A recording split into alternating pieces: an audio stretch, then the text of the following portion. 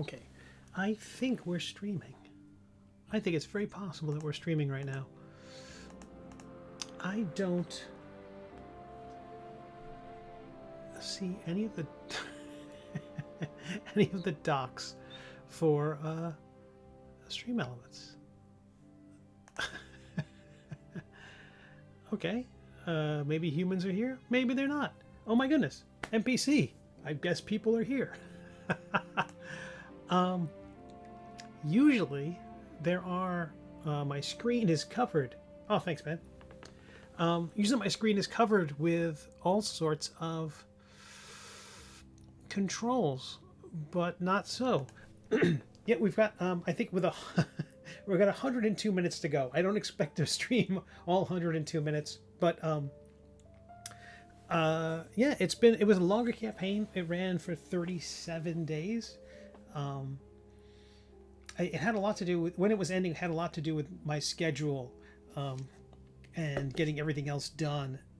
This was just the better week. Last week would have been bad. Next week would have been worse. I wanted to end on a Thursday, Wednesday, or Thursday, but I didn't want it to be Thanksgiving. How have I been? I've been good. I had a leg injury. I might have mentioned on the campaign launch stream. And if I don't have the hold on a second. If I don't have the tabs, then this is probably called launching Stabracadabra again. Oh gosh, darn it. But I'm doing good. I'm doing good. I was just color flatting the next episode of The Middle Age, and I'm like, you know what? I should stream a little bit. I posted an update. Kinrick, thanks so much for supporting the campaign. I did a last ditch. When you're running a Kickstarter, as you know, when you're running a Kickstarter or any kind of crowdfunding, there is a feeling that you should always be doing more. You know, I always come into it with a plan being that I'm going to launch the campaign, be super chill about it, and just work. And I'll work on my project, I'll work on pages, I'll work on illustrations for Stabracadabra. And and ideally that would be the thing to do. I think this has to be the subject of another video. I started making YouTube videos again. They've been focused on TTRPGs, but I think I need to think about the comic stuff, or at least how these two things can dovetail a bit more. But part of the thought would be that during the campaign, if you make progress on the project, like sharing artwork for Stabracadabra, like some of the illustrations or some of the stat blocks, working on those things, it's just a better use of our time. Oh, thanks. Yeah, I'm really excited. This next year, let's put Stabracadabra aside for a second. It's gonna do what it's gonna do. Let me finally, in these last 100 minutes, be the chill person I thought I was gonna be through this whole campaign.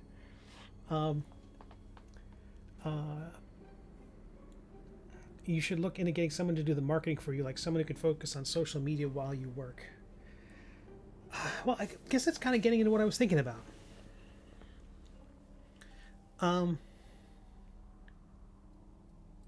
I think I have a I appreciate that. I've been really kind of disillusioned by social media. I mean, everyone has. I mean, because Twitter's a hellscape, and oh my goodness, Francisco, thank you so much for backing the campaign.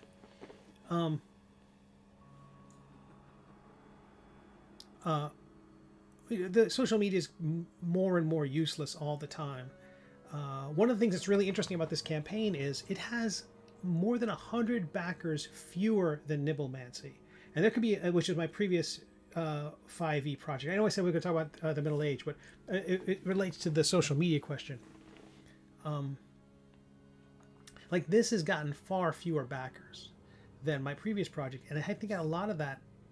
Well, there may be many things going on. The world is in not as stable a place at the moment. This project, oh my goodness, Edward, thank you so much. This project doesn't have as many specialty items. Like when I did Nibblemancy, there was an apron. And I'm not saying that the apron necessarily would bring backers to the project, but it was a kind of a big ticket item. But I didn't have that apron made. I don't even know where exactly that apron was made. I went to an online shop. I want to say it was made in India, if memory serves.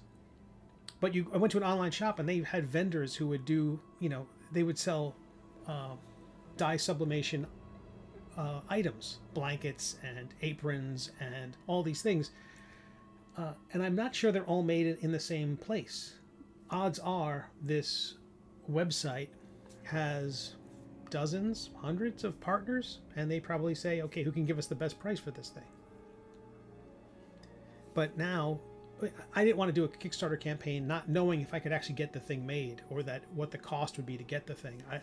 It's so hard to predict what the cost of producing something will be when you're pre-selling it. Like if I had made these already, I would know exactly what they cost. And maybe that's something I need to do in the future. Maybe the next campaign, I bite the bullet, and if I need to make 50 aprons, for instance, that I just order 50 aprons. And if there's the trouble there is you want to do pre-orders so you can have a better sense of what the actual numbers will be and not just guess. But here we are. But maybe that's something I have to do in order to... I've tried to find vendors in the States, but the one thing I can count on is that I can get books printed, at least in North America. Usually printed in the States, sometimes in Canada, but books don't have import duties. So in this case with Stabracadabra, I made a second book. Okay. But one of the things I could count on was effective Facebook ads. I kind of stumbled onto some pretty good, fairly logical, inexpensive ads on Facebook, and they resulted in a lot of people coming to my projects. Because I used the tracking link, I could tell specifically those ads were working. I was spending $5 a day and getting 2 or 3 backers a day from it. And so I did the exact same setup.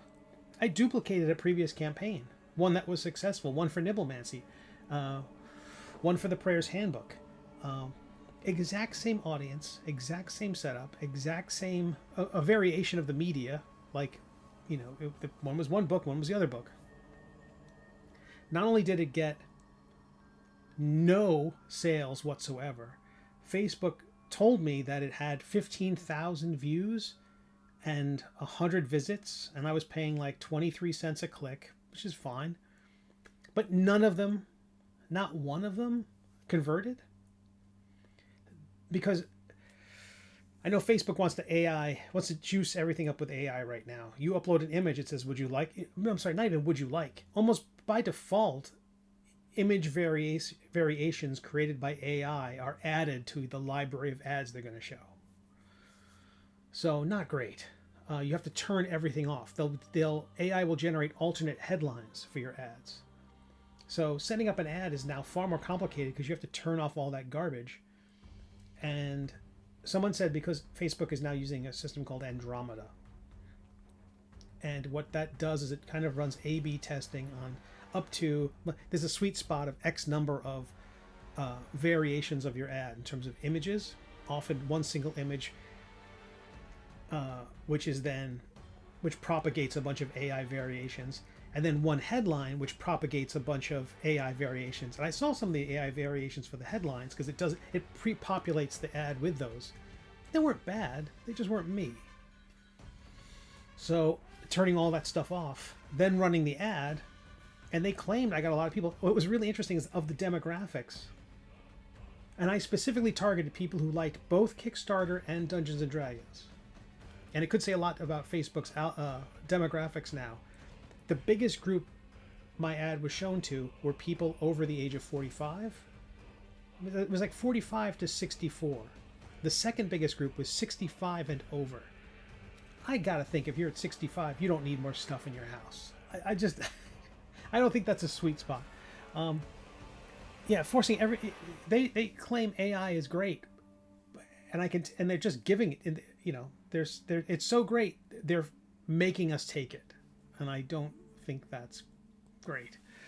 If you want, I can do some data analytics and see what worked for you before and visualize the data so you can see trends. I've been working with a lot of AI tools for data visualization and social media automation. That's interesting. Have you seen positive results with your own cartooning? Like, are you able to? I've been really curious to see if any social media matters right now. I still think Reddit's pretty good, but I think once this campaign ends, I'll be in that chilled place where I was hoping I was going to be this whole time, which would be. And you're seeing me on YouTube. I wonder if there's any. I wonder if I'm over on Twitch as well. Again, without the interface, I probably need to upgrade everything. I think once I'm in that chill place where I thought I was going to be the whole time, as I create and as I finish the stat blocks and the artwork and finalize these things, there's still a few things I'm tweaking. As I share those bits online and on Reddit, I think that can bring more people my way. But the biggest thing I'm doing social media wise, if you count YouTube as social media, not a do you count YouTube as social media? I think you do. I often think of social media as friends and connecting with friends and family. I don't think YouTube serves that purpose. Well, maybe it does, but I think my biggest amount of outreach is going to be creating more YouTube videos, because I can curate those. I can film them in off hours when people aren't on, and I'm not awful on camera. Yes, Instagram would do well if you. Do you think so? I think all that. I think that's one of the reasons why the Facebook ads are so terrible now, is because when my ads were successful, I ran them exclusively on desktop, laptop, tablet, the wall, the main feed, the main Facebook feed, and in the sidebar. If they want to run the ads on Instagram, on Threads, on Messenger, in the marketplace, they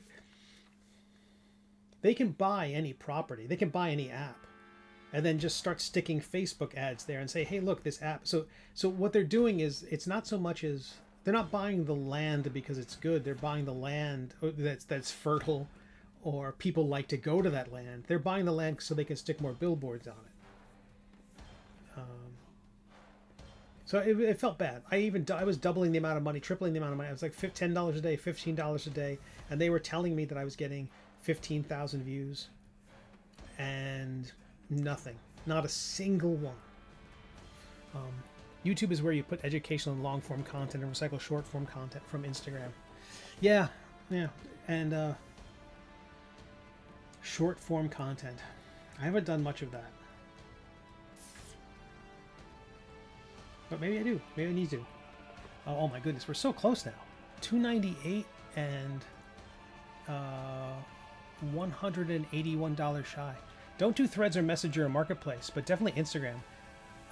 Okay, so that's in terms of social media, like getting your artwork in front of people.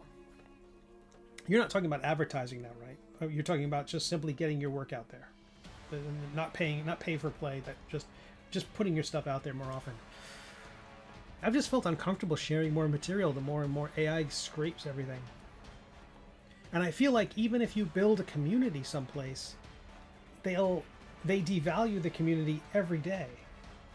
Like you have to pay, Mike Manley, who is on Pencil to Pencil, you can cut up the long form videos into short form. Mike Manley used to be on Instagram a lot, and I think he still is, but he found that he was getting less and less traction unless he does something like he draws Batman. So if I want to do fan art, I don't know. Social media and all those things. If these 298 people are with me from project to project, I'd much rather have that than spend years chasing, trying to build a homestead on something that can be taken away from me if they decide to tweak an algorithm. And that's really what I feel like Facebook has continually done. We build something beautiful, we build something there, we build a community, we build relationships, and then they tweak a dial, and then suddenly your stuff isn't seen as much, or you have to pay. And it also might have been a mistake on my part. I really feel like when the minute I hooked up my accounts, the minute I hooked up a bank account or a credit card to Facebook, they had no incentive to give me free exposure. And if I want to give exposure now, I have to pay for it. So the same things I can look at my memories, my Facebook memories, and something I would have posted of equivalent value to with fewer friends will be seen by now with more friends, and dare I say my work is of better quality, has less visibility. So I don't know. I find like I'll use Instagram with, hey, I did something good in karate, or hey, here's a sunset or a picture of my cat. It feels truly like social and not marketing. So I think if I turn my social media back into just a pleasant place to be for myself and friends and family, and try not to talk politics with my distant relations, I'll probably enjoy it more. It's all abstract. It's all strategy and your perspective. Of course, fan art will do better because people identify it. And even fan art can be used to bring attention to the rest of your... Totally. 100%. 100%.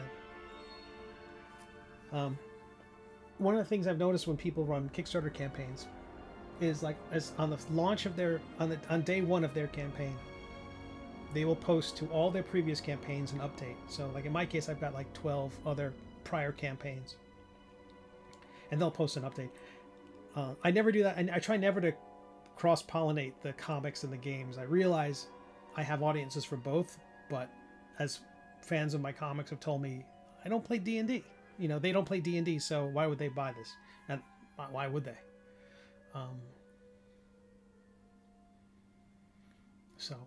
Okay, let's get back to the Middle Age. These 86 minutes will take care of themselves. Oh God, I've turned mine into a political soapbox. It's liberating, but don't do it. That's great. That's great. Yeah, I just don't have the tolerance for dummies, and I find myself just snoozing for 90 days, snoozing for 60 days. Like, I'll see you when you.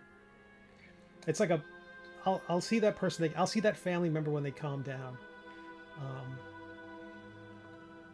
You know, or people are just preaching to the choir, or they're just, you know, someone who I really like comes on with some kind of crazy rant. Anywho, the Middle Age turns 10 next year, and so my plan is, by that 10th anniversary, I know it's an arbitrary deadline, you know, it just happened to be 10 years ago, to finish this fourth chunk, the fourth book, essentially. On my drawing table now are episodes 333 and 334. So that means about 65 pages to go. And that seems doable. So in the next few months, really bear down and finish that. If you can get the backer data from all your campaigns, I'd say look into that. Find trends within everything that's already backed you and aim your marketing at them. I love it. Oh, that's awesome. I do have that data, and this is the first time I used... Okay, so stepping aside from the Middle Age for a second, so 10 years and finishing up this arc. The plan with that, by the way, for the Middle Age is to, once I finish up the big storyline,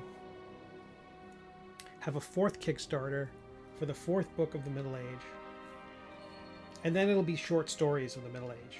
So all these little things all these little side nooks and crannies in the world, I'd like to play there. And then build up toward the next big story. I think this is the biggest one. I'm not sure if I got another 10 years in me physiologically. I'm losing my voice right now. That means you've mastered the craft, no? I feel like I have. I felt like I had what the art's definitely changed. I feel like I have. I haven't gotten faster. I think I launched with great care. And then once it was in the air, it was just a case of keeping it afloat, keeping it flying as long as I could. And now that I'm landing this story, I have to take another. It's also, I feel like takeoff and landing is the most complicated parts. And it's very complicated. And so there's been lag between episodes, and that has not been great. My audience is patient, but I'm wearing their patience very thin. And the longer it is between episodes, the more I feel like I have to really over deliver so that it was worth the wait. What's your favorite section of the story? Oh boy. I did like the beginning of it because there wasn't any weight on it. And I have tried to create moments like that throughout the story where, yes, there's a plot, and yes, I don't want to just have, it'd be real easy just to do a year of jokes where it's just the characters riffing on each other and hitting each other with zingers. But the path I took was so complicated where I'm telling, okay, as I probably said, you've probably heard me say this before, I thought if I had 50 pages with this middle-aged thing, that would be amazing. And I'll put a button on the story on page 50, we'll collect it into a small book, and I'll move on to the next thing that I would do. If I would do any more, because I really felt like the Middle Age was about as good, was about as rich in ideas I could have, and it had all the elements of things I liked.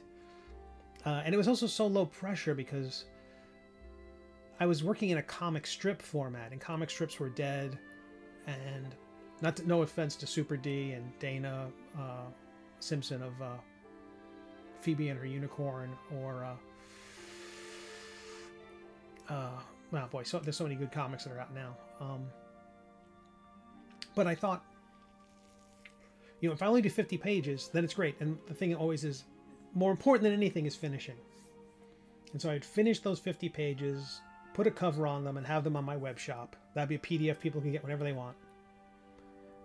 But then it got like an Eisner nomination, and it got more Patreon support, and it resonated with people the way my other work may not have, and the timing felt right for me to start something new. Is there any section of the story which you did differently?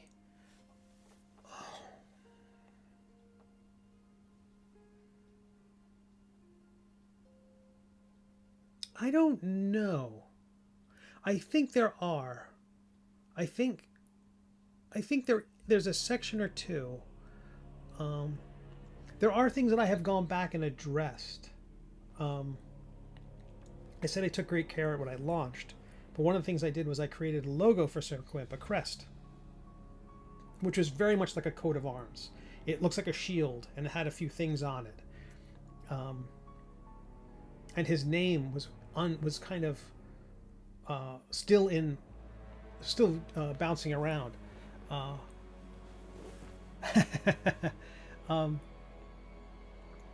Our hero's name was still changing, and the sword's name was still changing.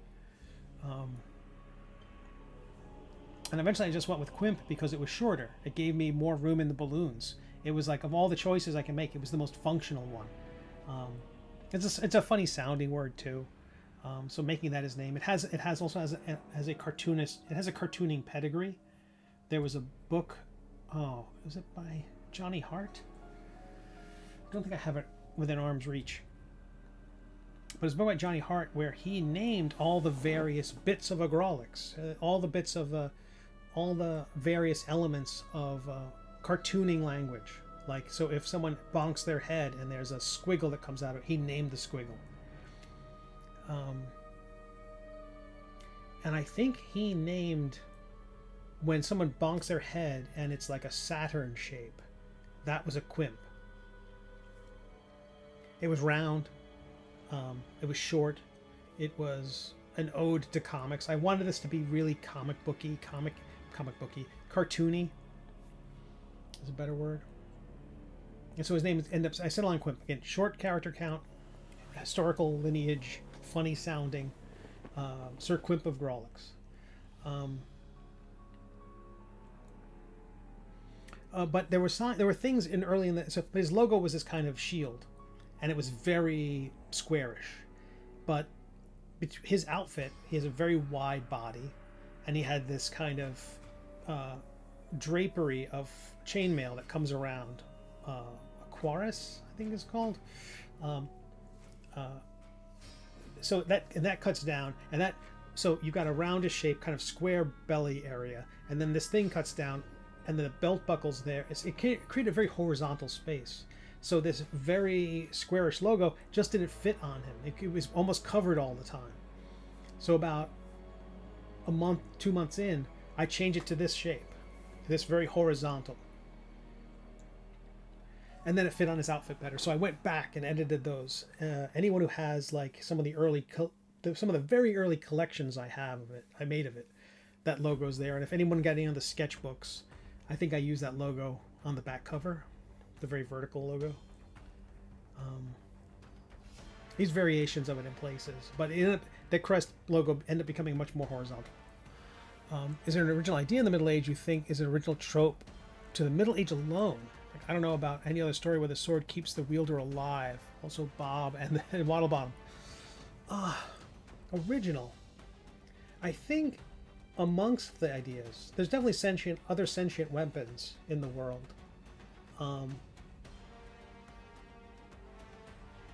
There are other sentient weapons in fiction. Some of my favorites were in Buck Godot by Phil Folio, who people know from Girl Genius.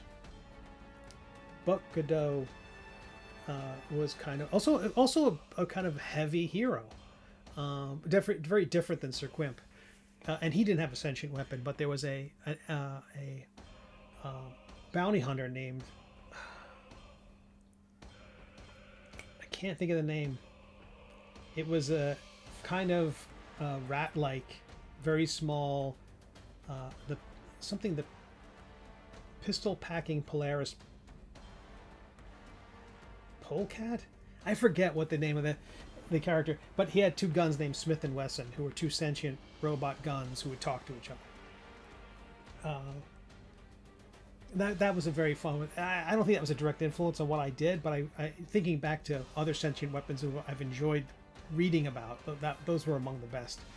But I've always done this with my comics. I had a comic strip in college where this character, kind of a reverse Buck Rogers, not reverse Buck Rogers, but kind of the opposite of Buck Rogers. Not some hero who gets flung into the future, but this guy was just some sort of anti-hero, kind of a. It's essential. His story is almost kind of like Fry from Futurama. He's flung into the future, but it's a wasteland. There's none of the cool sci-fi flying saucers and all that stuff. It's much more of a wasteland with some anthropomorphic creatures, but the concept of a Fry type person who wakes up and it's the 25th century. He had whatever the military base, medical base, scientific base that he was in was alive. There was an AI. There was when AI meant AI. There was an artificial intelligence, a sentience, which was part of the base, but then he brought along with him as kind of this external contraption, which was meant to allow the base to scan the outside world, but allowed him to talk to the thing. So it allowed me to have a single figure, a single character in a story, walking around, talking to himself, and it made sense. And also kind of made it easier to draw. Like when Sir Quimp is walking around talking to a sword, that's one less figure I have to draw.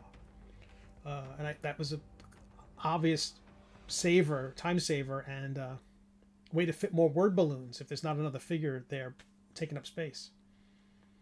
So having a character talk to themselves, giving them an excuse, that's what I did in college, and it worked here too. Also gave me vibes of Glitch from Reboot in terms of weapon with sentience and attitude. Oh, I don't know. I've never seen Reboot.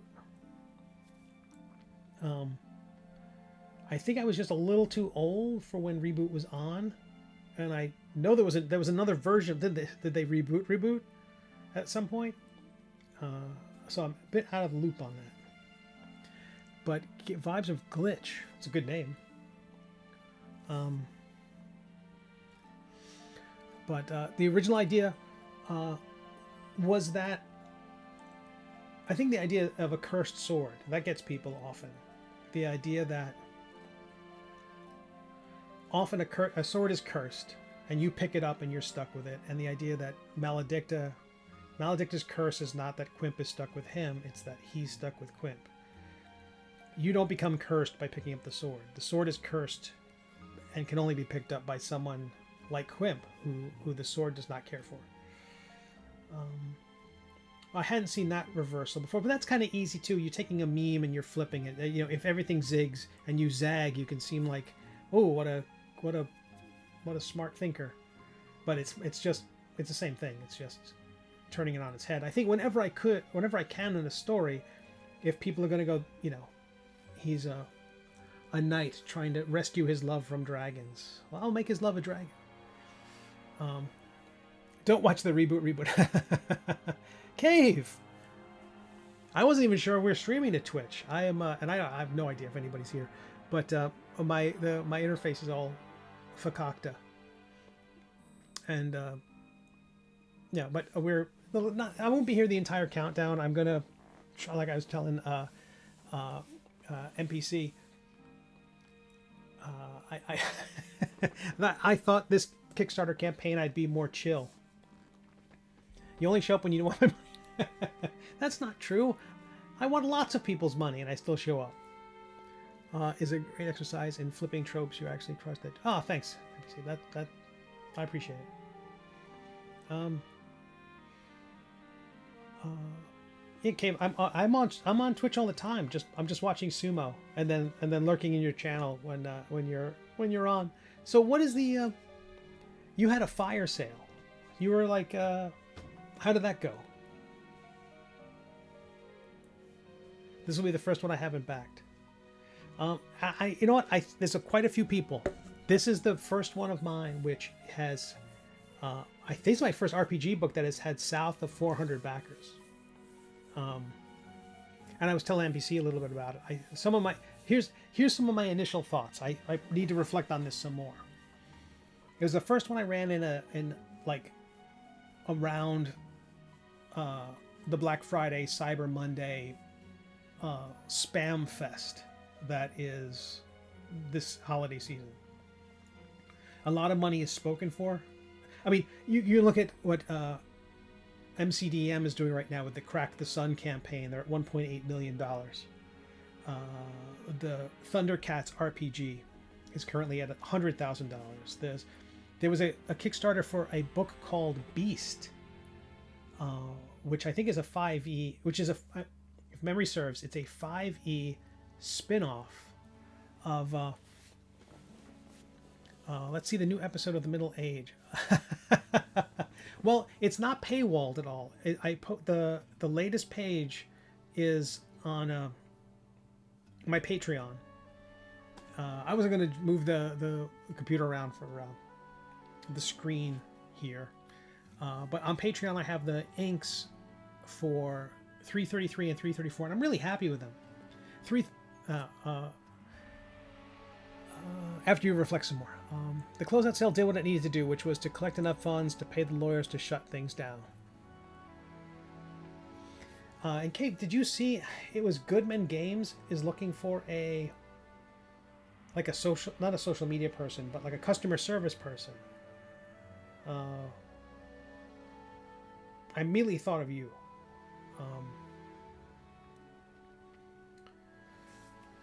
But the holiday time of year, I don't know if I second guess everything, so I wonder if this rings true with anyone.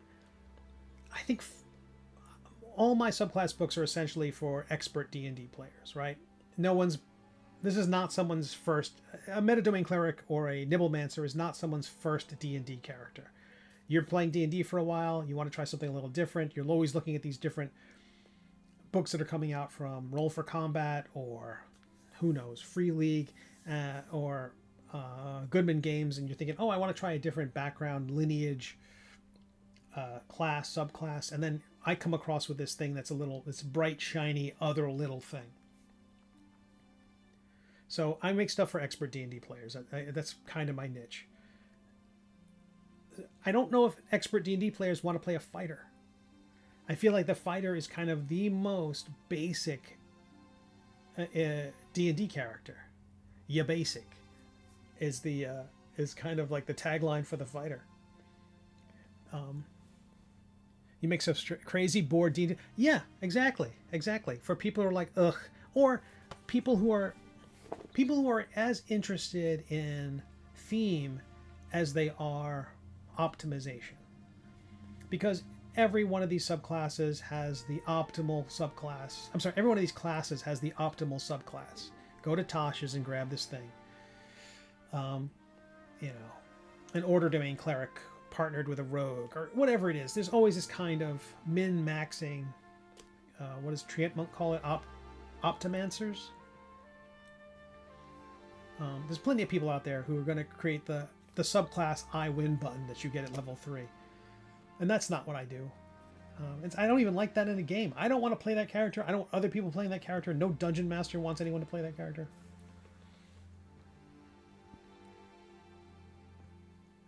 People who are extra committed to annoying their DM. That's fair. Subversive fighter. I feel like that's kind of what these are to some degree. They're off kilter. They have the same sensibilities as the Middle Age. I put the Middle Age logo on every single one of them. They definitely feel like they're part of the world. If you read the Middle Age is the king in the Middle Age. He's a nibblemancer, and you know his baking, his recipes are a plot point in the story. And so nibblemancy was a thing. All this stuff grew out of the Middle Age, and Melvin being an intoximancer. So I want to keep that going. Stabracadabra came out of how people said, "Oh, when can we play Sir Quimp?" And you can't really play Sir Quimp. That's what happens in my story doesn't fit in any reasonable role-playing game. You know, it's the problem is like when you're playing a video game. I've thought about this forever. Any video game or role-playing game that lets you play Sherlock Holmes, for instance, if there's a situation where you as Sherlock Holmes can't solve the mystery, then you're failing the game and you're failing as Sherlock Holmes. There's just something about a narrative hero, a character who's in a story serving the plot and the plot serving them, which is just so far different, so far removed from a game. You know, you can't play if there's a Sherlock Holmes game, you don't play Sherlock Holmes. You have to play somebody else. You have to play another detective, and Sherlock Holmes is in the distance. If there's a DC Universe game, you have to play the Teen Titans. You can't be Superman. You know, that's what are you gonna do? You're gonna you play Superman and you decide in the first sessions to kick a dog.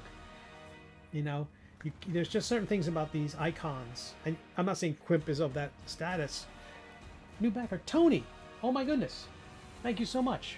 Oh boy, this really is down to the wire. A fighter who only fights in sumo. Specific rules for fighting. They only get stronger by not fighting. Fighting with the words. You got this. I want to say. That's great. The reason why this campaign is even interesting at this hour is there's two remaining stretch goals.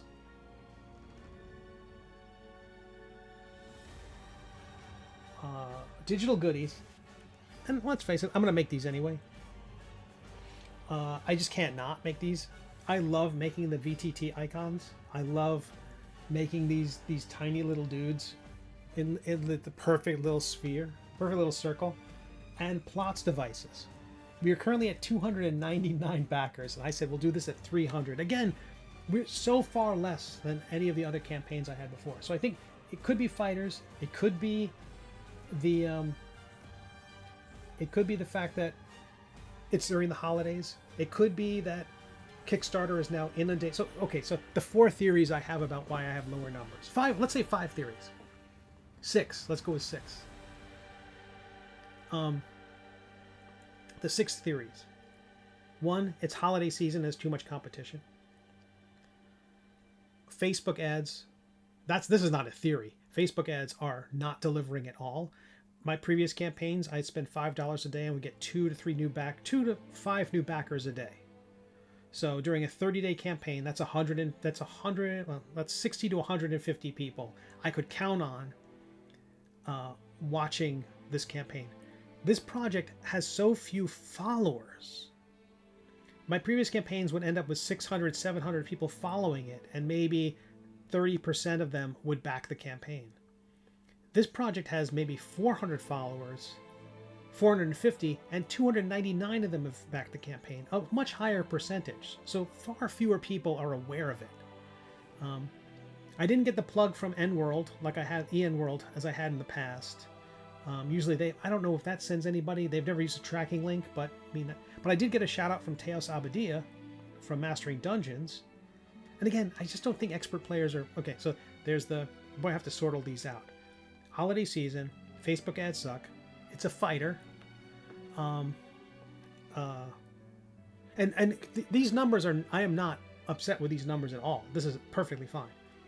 This wasn't part of any zine quest, so I think when there is a zine quest or a zine month, which if people don't know, that's a big event on a crowdfunding platform, specifically Kickstarter and BackerKit, where it's the month of February, and during the month of February, I should say that, a bunch of people crowdfund zine projects, and my projects tend to look a little more polished than a lot of other zine projects.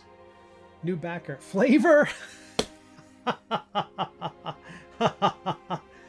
Okay, why are you doing that? Why are you doing that? I was going to get to the other points where like the economy is crazy and there's tariffs and nobody knows and people have no idea what the future holds and insurance prices are.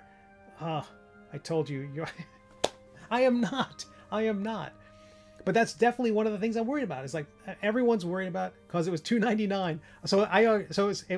It wasn't me. It was OCD that got you. Well, don't you want to find 3 more people to make it a nice symmetrical 303? It's going to be like an itch. You're gonna have to keep like. Now I gotta.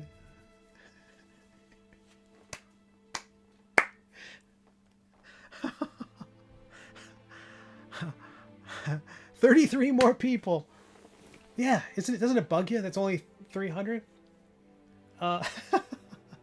Okay, well I'm gonna mail you extra stuff. I can't have that. I do have my. I've got my flavor text adventures, but I also have my original spiral bound version. I have yet to I've yet to cook anything out of the book yet, though I really want to. That should be a resolution for next year. So all these things, doing this in the holiday season, Facebook ads are useless.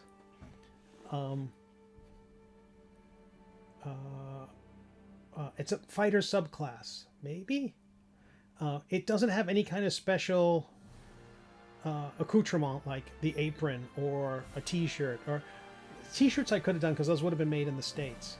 But I really didn't do anything outlandish like a deck of cards or an apron because I was worried about how am I going to get these things produced. This class, what I did is the prices of my books went up. I can't discount that. I've left the PDFs at $5, but the zines were, when I did it in Toxomancy, the zines were $10 a piece. Now they're 20. And the hardcovers were, I want to say they were 20. And now they're 30. And I'm hoping those numbers are reasonable numbers, because last time I did the calculator for the printer I use, the prices were going up. And the spot varnish, which was one of our unlocked stretch goals, wasn't even an option. It said call. So it's going to be a headache. The spot varnish, which I put on all my zines, which I love. It's a printing technique where, because a 4-color book where they print each color. Not all your zines, right, Cave? You got the special one. Cave got a misprint of Death Dealing. I met Cave on Twitch, but met face to face at Gamehole Con and handed him his copy of Death Dealing, which I think had just come out. And he's like, "Hey, where's the varnish?" Because I made a big deal about the shiny select area on the cover, which, like in this case, you can see that the cleric has that kind of sparkly material, that sparkly gloss to him. And I think the end gamer on the back, who people said, "Hey, will you try to make that look like James Introcaso, who's kind of like the main game designer for MCDM?" And I'm like, "No, I'm not trying to make it look like that, but I kind of, it's got the same the brow. I completely unintentionally. You know how I sculpt. It's just I'm just happy it's symmetrical." Well, I think it's insulting to James Introcaso, but I kind of sort of see what they're saying. NPC, I'm out. Congrats again. I really appreciate that. Shoot me a message on Discord or email. Okay, I really appreciate it, NPC.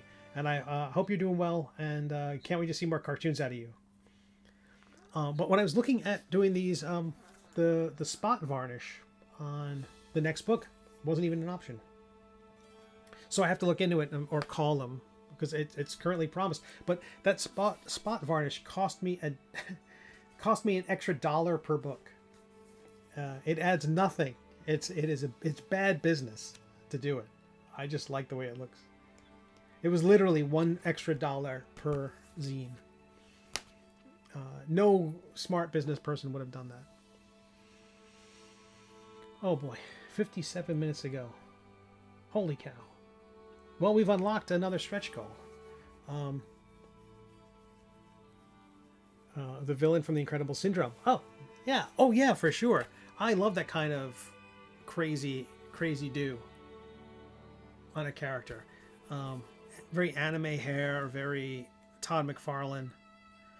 Also kind of easy to sculpt and fun to sculpt. So that's kind of why he started looking that way. I think we made a mini of... Yeah, we definitely made a mini of the... Oh, wait, no, did we? I think I made an STL. I offered the STL of the Endgamer.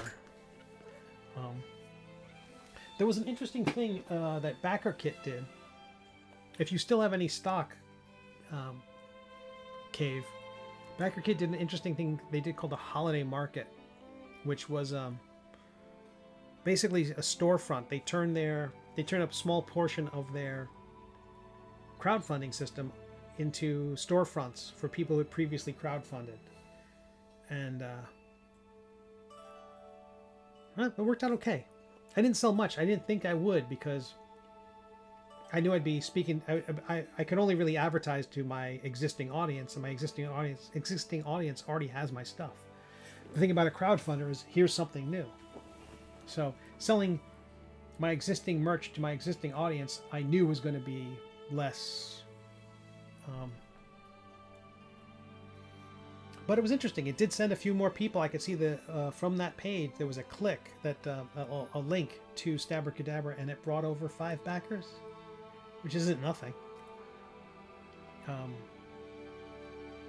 Because heck, if those 5 backers hadn't backed, we wouldn't be at $2.99, and then Cave wouldn't have felt the pressure. So funny. I forgot how exhausting it is to vamp on Twitch. How did I do this for 4 hours twice a week? Was it 4 hours? Was it 3 hours? It was too long.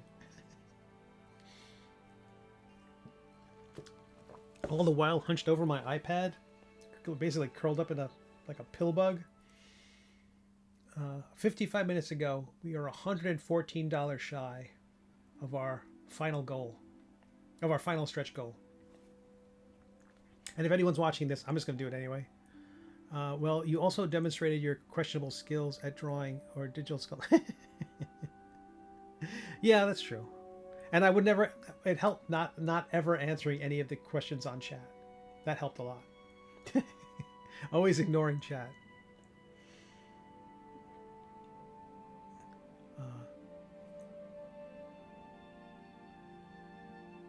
But if you haven't seen that Goodman Games link, let me know. I will send that your way, Cave.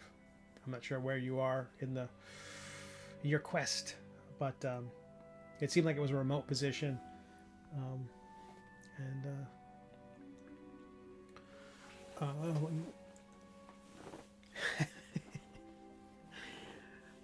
yeah. I'm trying to think what else we were last talking about, like a lot of the Cobalt Press stuff. Was it remote? I thought it involved shipping stuff.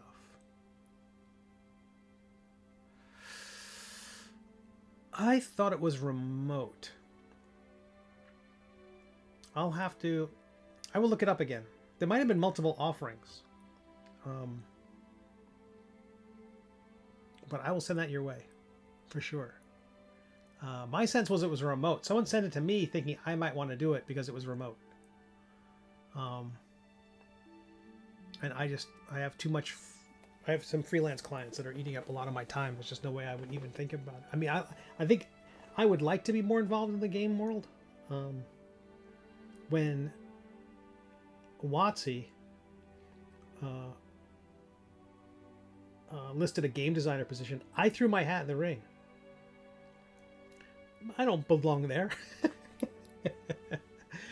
But if they were looking for someone who has an eclectic skill set, from like publishing to game design, an Emmy nomination, hell yeah. I don't play super well with others. I like working on my own. I think I'm very. I become very proprietary about the things I work on, so that's the bad part. I love not working with other people, and I love people, but sometimes when I'm working with other people and I feel my ownership of a thing, and someone wants to tweak it or adjust it in some way that I don't agree with, I don't know. It feels like they're feeding my cat some food that I don't think is healthy for my cat. It's like, no, don't do that. And I'll be as nice as I can, but I definitely like, oh no, I doing stuff on my own is right for my brain. But customer service, that's super interesting to me too. I imagine it means going to conventions too. I imagine that's where a lot of the customers are at. Although it could be answering emails from angry people because there's my slipcase got dinged. I'm a grown-ass man and I'm bothered because my slipcase got dinged. To quote myself.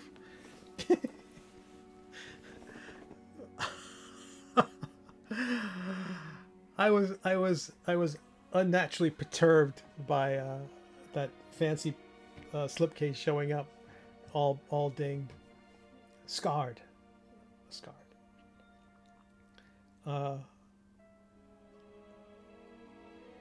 But yeah, I definitely threw my hat in the ring. The only thing I regret about when applying for a game designer position at WotC was I didn't make it look like a character sheet when I sent it in. The idea that the human resources department would have to look at this thing, because I'm sure it would never go directly to. The only way to apply that way to WotC would be to take my resume as a character sheet, post it on social media, and tag the powers that be at WotC. That's the only way they would see it. Because if I mail that to Wizards of the Coast, if I emailed that to Wizards of the Coast, the Human Resources Department would be like, first of all, the AI that skims it for all the proper terminology. As soon as the AI had, based on all the various data points inside my resume, had determined my age and flagged it as disqualified, they would have been like, what is it? Why does it look like this? I don't care about his strength. What does a strength of 7 even mean? What does a charisma of 6 even mean?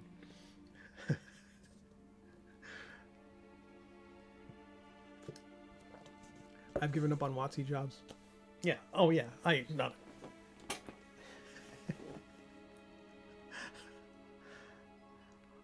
And it also wasn't a remote position. I don't think I could be further away from their offices unless I was like in Honolulu or like a military base, a U.S. military base somewhere, or an embassy somewhere. I'm about as far away geographically as you can get. But to me, it's one of those jobs where it would be cool only to I think I saw it'd be cool to say just that you worked on it. That brand, not WotC, but D&D, means something to me. It's probably worth about $10,000 a year in terms of the pay I would accept. Like, I should get this much, but I'll accept that much because it says D&D. And they know that. It's like working on a Spider-Man comic. You're worth this much per hour, but you get to say you drew Spider-Man for Marvel.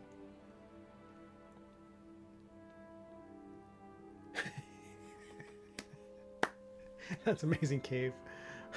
Strange to think that the space station is closer to their offices when it passes overhead. That's amazing.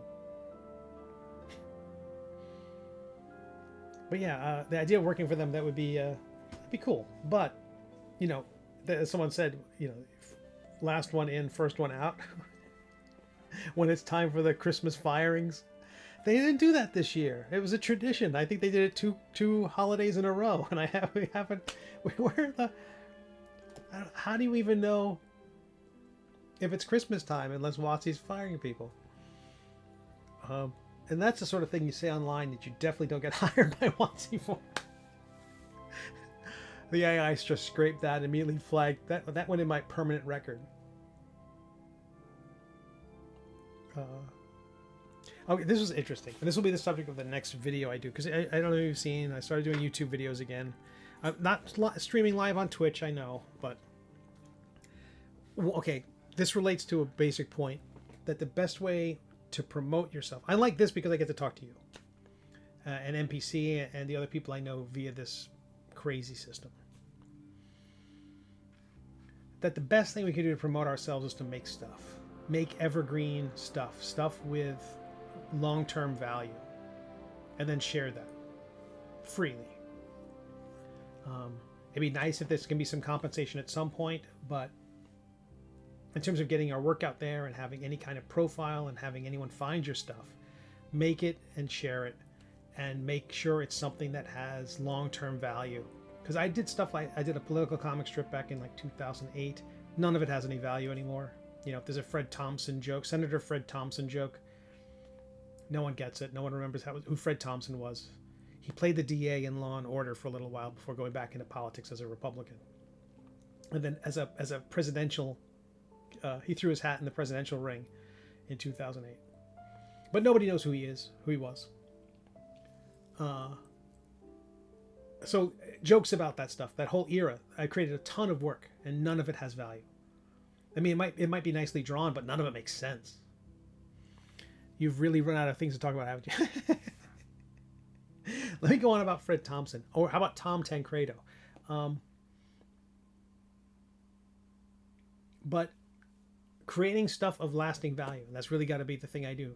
So I'll be posting more stuff that I'm going to make instead of spending time on social media and trying to outsmart some algorithm which is just designed to empty our wallets.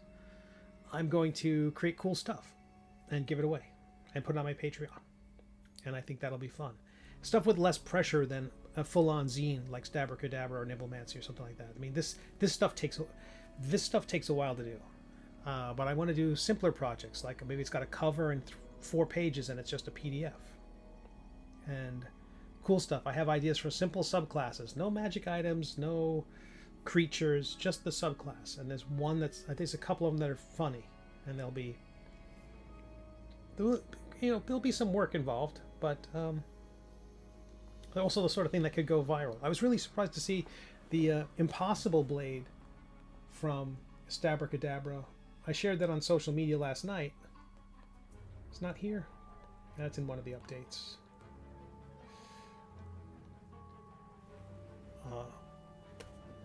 That impossible geometry of the sword, I shared that on social media last night, and just say there's 24 hours left in the campaign, and that got more views. Yeah, so Felicia Day shared. Yeah, that explains my numbers.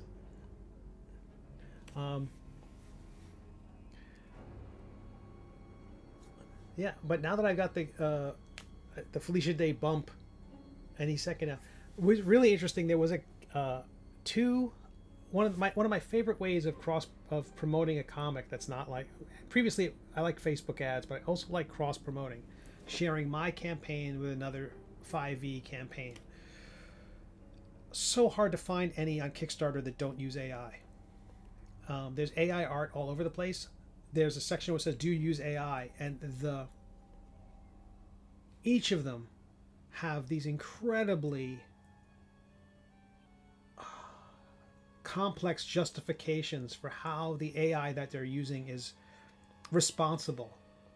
And we only use Midjourney with a commercial license, and with the artists who are used there, you know, or we only use Firefly.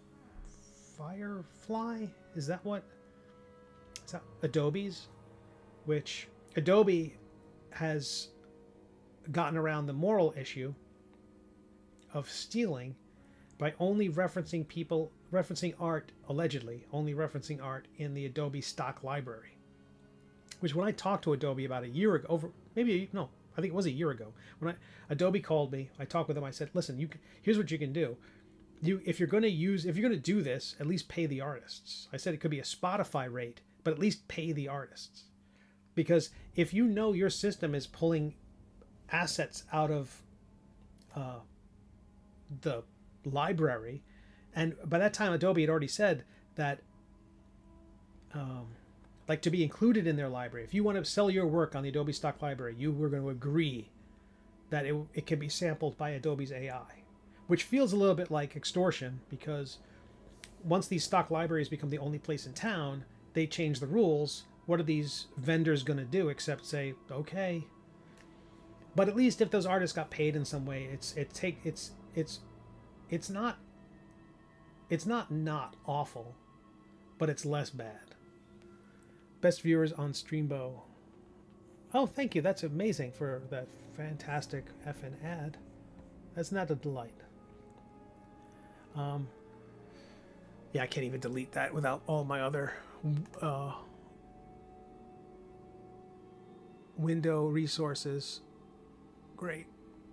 Well, good. You're only reaching 2 people, so that's what you get.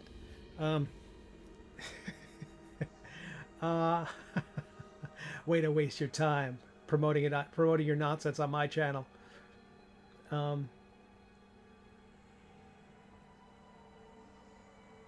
But all these Kickstarters that are thinly justifying their use of AI in their books, and so much of it just looks like garbage. It's just awful. But a small thumbnail size, it'll fool people, and it's fooling people. It's a lot of garbage getting a lot of money.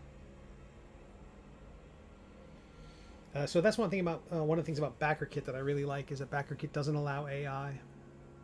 So as I was saying, I want to cross promote with other Kickstarters. I see AI everywhere. I won't talk to those people, of course. Anyone who's trying to say, well, we're only using it, blah blah blah. No, you're done.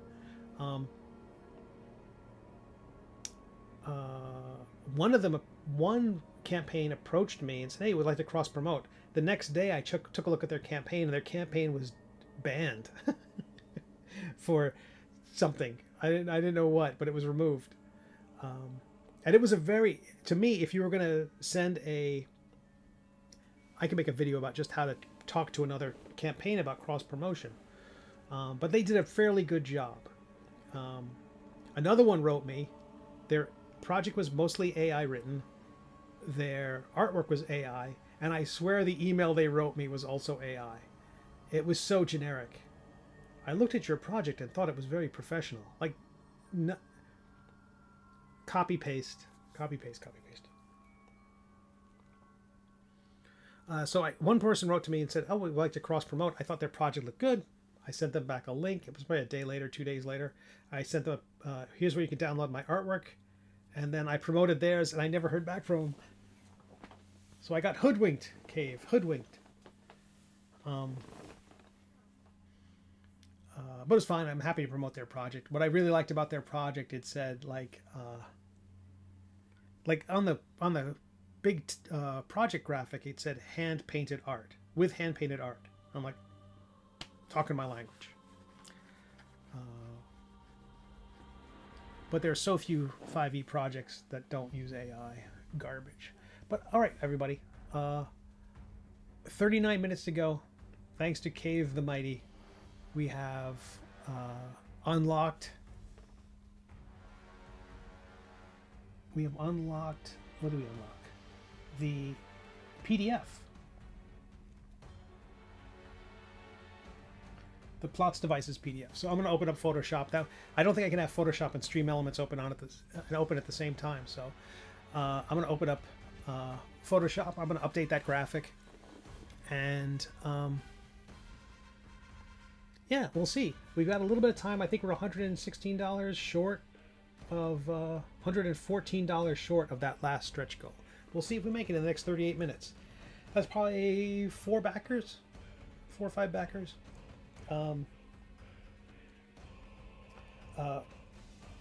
Yeah, but this was fun. This is gonna be a fun book. The next month I'll be working on finalizing the pieces, and I'll be sharing them. And I'll be on Twitch a little bit. Not as much as I used to, but I think for an hour here and there. But I definitely have to install all the software again to get all my... It's good to see you, and thank you for supporting it. You honestly didn't have to. I mean, your card's probably not going to go through. I know. That's what happened. That'll be the final nail in this project. Will be like 300 backers, 294 cards to fail to process.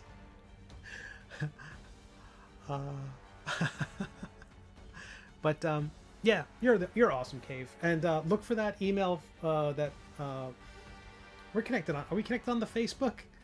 I think we might be. If not, I'll send it through Discord or some other system. But I will send you a note with that link that I saw. And maybe it did include things like shipping and stuff. But this was purely a customer service job. I didn't get a sense it was mailroom stuff. But all right, everybody, you're lovely. Let's see how the next 37 minutes go. I've got my phone here. We'll see if it lights up. But the last backers: Flavor Text Adventures, Tony, Edward, Francisco, and Kinrick, all in the last hour. So I'm not sure if there's any place left on Earth for me to promote that would even... Oh my gosh. Oh, it just updated again. It told me the exact same thing. I was like, oh, there's another one? No. There's nothing left for me to do. I just have to calm down and take a walk. But Cave, great to see you. I'll come bug you sometime, and I would raid somebody, but again, I have no interface here, so have a lovely time. And yeah,